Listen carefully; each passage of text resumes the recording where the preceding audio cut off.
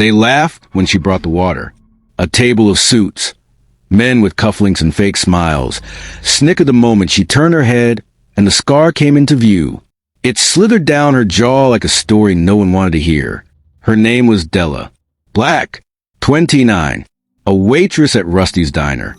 But once, not long ago, she'd been Sergeant Della Monroe of the 91st Recon Battalion.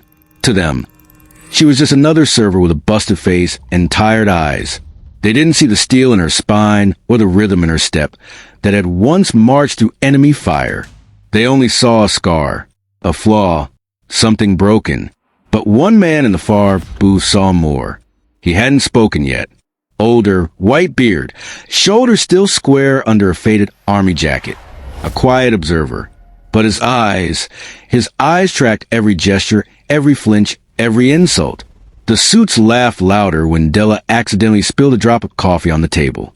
Careful, Freddy Krueger, one of them sneered, nudging his friend. Another chimed in, "Hey, sweetheart, Halloween's not for months."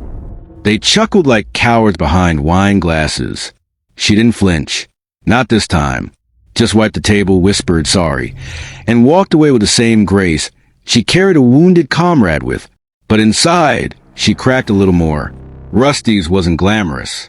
Old booths, yellow lights, the kind of place where stories hide in the jukebox and pain is served with pie. Della had worked there ever since returning stateside.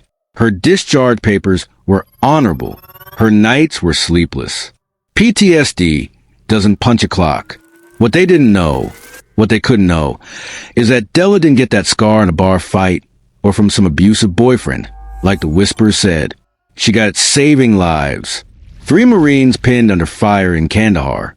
She dragged them out while shrapnel kissed her jaw and flames reached for her soul. She earned that scar.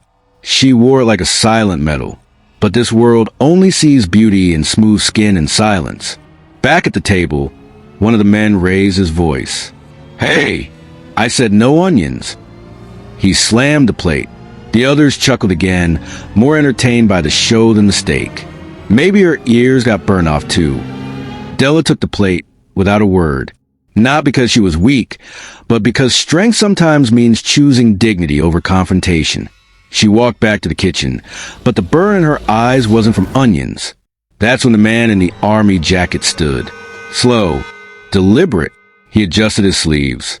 On his forearm, a tattoo, faded black, unmistakable, 91st Recon. He walked past the laughing table without a glance, stopping only at the counter where Della was gripping the edges like a life